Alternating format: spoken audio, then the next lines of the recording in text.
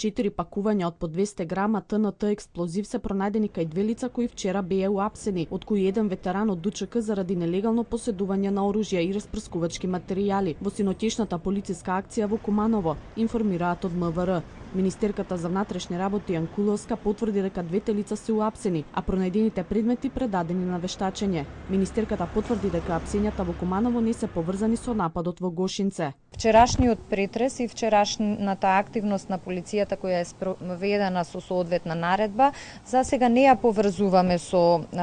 терористичкиот напад во Гошинце, меѓутоа е дел од редовната работа на полицијата и дополнително ќе се оди кон изведување на евентуални нови докази, обезбедување на искази на лицата кои се приведени и добивање на дополнителни информации по однос на сето она што е пронајдено при претресите. Министерката објасни дека безбедносните сили имаат капацитет да си ги завршат работните задачи и додаде дека истражните действија за Гошинце се во тек, но повеќе детали не се откриваат за да не и се наштети на истрагата. Земајќи ја во предвид сериозноста на овој случај,